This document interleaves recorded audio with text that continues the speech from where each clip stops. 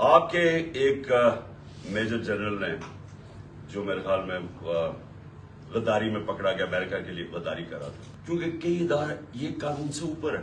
ہم انسان ہیں، انسانوں کو جانوروں کی طرح نہ ٹریٹ کریں. اور انسان کسی وقت آگے کھڑا ہو جاتا ہے اور یہ قوم کھڑی ہو گئی ہے. میں آج جنرل باجوہ سے سوال پوچھتا ہوں.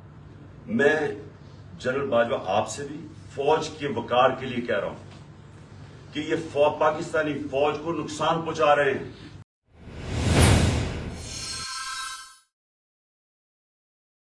ہم نے FIR رجسٹر کرنے کی کوشش کی ہے، سب ڈرتے ہیں کیونکہ کئی ادارے یہ قانون سے اوپر ہے.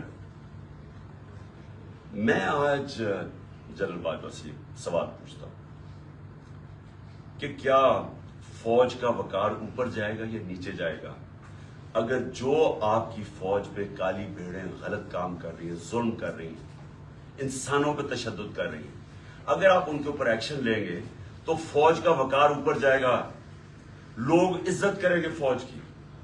لیکن اگر یہ ہے کہ فوج میں ایسے لوگ بیٹھے ہیں جو ہمیں بھیڑ بکریوں کی طرح سمجھ رہے ہیں، مار داڑ کر کے، ڈرا دھمکا کے، اگر سمجھ رہے ہیں کہ اس طرح فوج کا وقار اوپر چلا جائے تو نفرتیں بڑھ رہی ہیں. آپ کے ایک میجر جنرل نے جو میرے خیال میں غداری میں پکڑا گیا، امریکہ کے لیے غداری کر رہا تھا، آپ نے اس کو سزا دی، فوج کا وقار اوپر گیا، غلط کام کر رہا تھا. تو کیا یہ اب میجر جنرل فیصل اس کی تفتیش ہونے دیں گے آپ؟ اور کیا اس ملک میں اب تفتیش ہو سکے گی جب جنرل فیصل کے اوپر الزام ہے، انٹیریئر منسٹر ثناء اللہ کے اوپر الزام ہے، اور تیسرا پرائم منسٹر شہباز شریف کے اوپر الزام ہے؟ کیسے تفتیش ہوگی؟ جب تک یہ تین لوگ ریزائن نہیں کرتے تفتیش ہوگی کیسے؟ اور ادھر میں جنرل باجوہ آپ سے بھی فوج کے وقار کے لیے کہہ رہا ہوں کہ یہ پاکستانی فوج کو نقصان پہنچا رہے ہیں. اس طرح کی کالی بھیڑیں، یہ جو سمجھتے ہیں کہ ہم انسان ہی نہیں ہیں، بھیڑوں کو کبھی ادھر موڑ دو کبھی ادھر موڑ دو. آج وہ چور ہیں، کل وہ NRO مل گئے تو اچھے ہو گئے ہیں، آج پھر آپ ان کو چور بنا دیں گے، کل پھر بھیڑی. ہم انسان ہیں،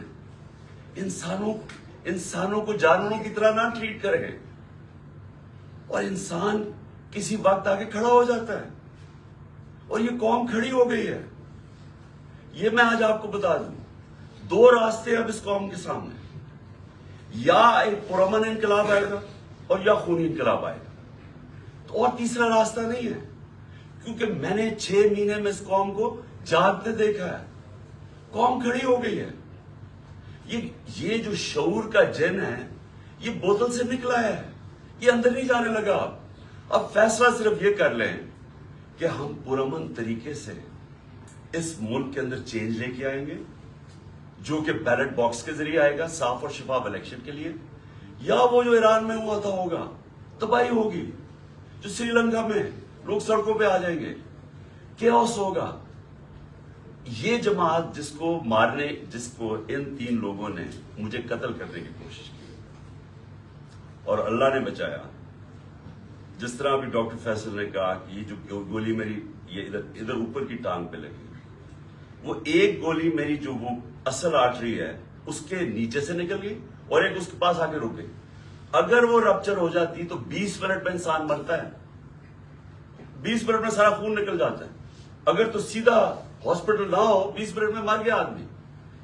تو اللہ نے اگر مجھے یہ بچایا ہے، جو مجھے آج زندہ رکھا ہے، یہ صرف اللہ کا کرم ہے. انہوں نے تو پوری کوشش، کوئی کسر نہیں چھوڑی تھی. انہوں نے تو ایک ادھر سے اور ادھر سے سامنے والے نے مارنا تھا.